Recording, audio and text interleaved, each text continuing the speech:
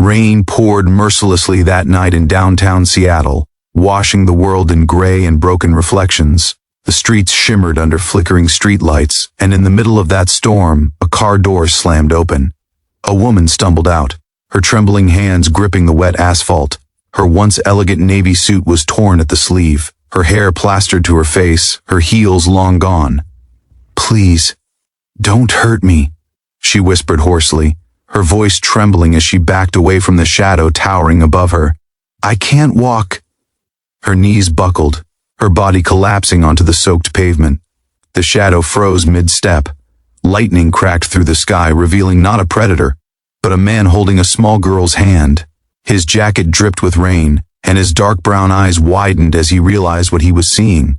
The woman was trembling uncontrollably, her eyes wild with fear. "It's okay," the man said quietly, his deep voice cutting through the storm. "You're safe now. Before we continue, if you believe in kindness, second chances, and the power of compassion to heal broken lives, please take a moment to like, comment, share, and subscribe. It helps us bring more real, emotional stories like this to you." Her name was Emily Carter, one of Seattle's youngest and most respected CEOs. She had built her company from nothing after her father's death, and the business world admired her resilience. But behind the glass walls and press interviews, Emily's life was falling apart. Months earlier, a tragic accident had shattered her spine, leaving her with partial paralysis in her legs. Though doctors said she'd recover in time, she was never the same. Walking became a struggle, and trusting people became impossible. Her fiancé left her shortly after, telling her she'd become too weak. That night, she had left a charity gala early, trying to escape the whispers and pitying eyes.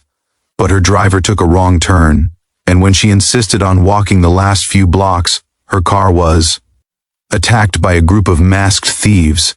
She had dragged herself out of the wreck, terrified and alone, until that stranger appeared.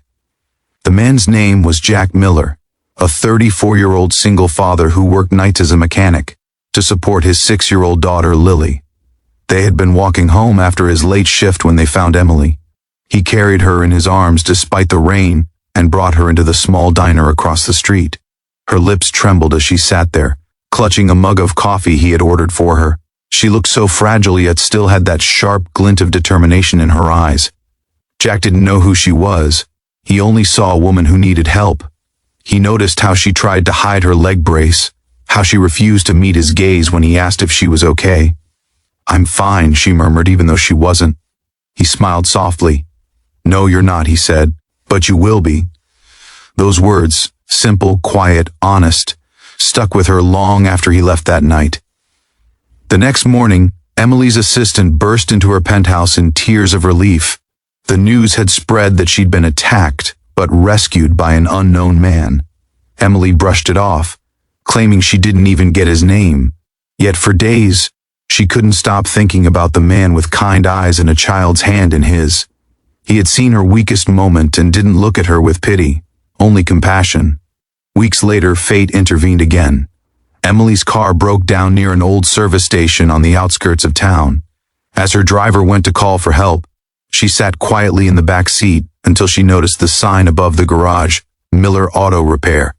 When Jack walked out in his oil-stained overalls, wiping his hands on a rag, her breath caught in her throat. He froze too, recognizing her instantly. "You're," he began, but she cut him off with a small smile. "The woman who spilled coffee all over your jacket that night," she said softly. His laugh broke the tension, and something shifted in that small moment, an invisible bridge forming between two wounded souls. Emily began visiting his shop more often, sometimes with her broken car, sometimes with coffee and donuts, pretending it was business.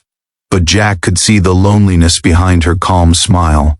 She watched him work, fascinated by how his hands, strong yet gentle, moved with confidence. And every time his daughter Lily ran up to him, wrapping her tiny arms around his legs, Emily felt something warm stir inside her.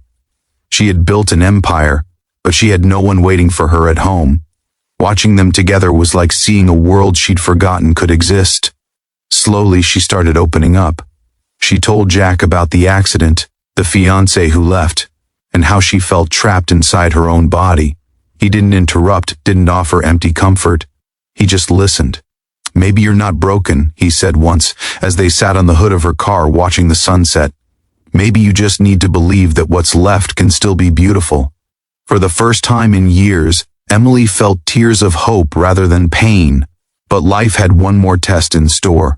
Her company was crumbling under a hostile takeover, and her board demanded she step down, claiming her health issues made her unfit to lead. The headlines were brutal. "Injured CEO on the edge," they read. She wanted to fight back but felt paralyzed in more ways than one.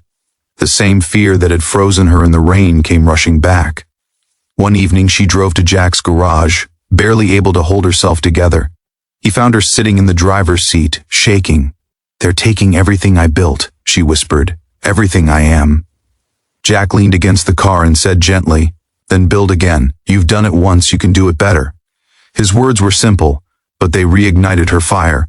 With Jack's quiet strength beside her, Emily began to rebuild, not just her company, but herself. She returned to the boardroom with new determination, this time walking with the aid of a cane, not hiding her struggle. Owning it. "My legs may be weak," she told them firmly, "but my will isn't." The room fell silent. Within weeks, she exposed the corruption that had caused the takeover and reclaimed control of her company. Outside, Jack waited by her car, Lily holding a "you did it" sign they had drawn together. Emily laughed through her tears as Lily hugged her waist. For the first time in a long time, she didn't feel like a CEO or a victim, just a woman who had finally found a reason to smile again. Over the months that followed, their bond deepened into something neither of them had expected. Emily found herself joining them for dinners, movie nights, and even helping Lily with her school projects one evening. Lily looked up at her and asked innocently, "Miss Emily, are you going to be my new mommy?" Emily froze, her heart fluttering. Jack quickly hushed his daughter, embarrassed, but Emily only smiled, tears glistening in her eyes. "Maybe one day, sweetheart," she whispered. For Jack, love had never been part of the plan. His wife had passed away during childbirth, leaving him to raise Lily alone. He had locked away that part of himself to protect his heart. But Emily's presence changed everything. She wasn't someone to fix. She was someone who reminded him how to feel alive again. Months turned into a year, and one golden autumn afternoon, Emily stood outside the same diner where they had first met. The rain had stopped, replaced by a soft, glowing sunset. She was walking without her cane now, slowly, carefully, but proudly. Jack approached, holding Lily's hand, and smiled that same gentle smile that had once stopped her from falling apart. "Remember the first night we met?" he asked quietly. "How could I forget?" she replied. "It was the night I thought my life had ended." Jack stepped closer, his voice warm. "No, it was the night it started over." The words hung in the air like a promise. Lily giggled and tugged at their hands. "Come on, let's go home," she said. And for the first time in forever, Emily knew exactly where home was. Life wasn't perfect. She still had pain, still faced judgment, still had moments of fear. But she had love. She had courage. And she had found strength not in power or success, but in vulnerability, kindness, and the man who had seen her when she couldn't even see herself. If this story touched your heart, please don't forget to like, comment, and share. Every engagement helps us bring you more emotional, real-life stories about love, courage, and redemption. Special request, tell us in the comments, do you believe one act of kindness can truly change a life? That night, as the city lights glimmered across the horizon, Emily looked out from her window, the sound of Lily's laughter echoing from the kitchen. Jack stood beside her, his hand finding hers, and in that quiet, perfect moment, she whispered, "You didn't just save me that night, Jack. You taught me how to walk again." And somewhere in the distance, thunder rolled, not as a warning, but as a reminder that even after the storm, beauty can rise from the rain.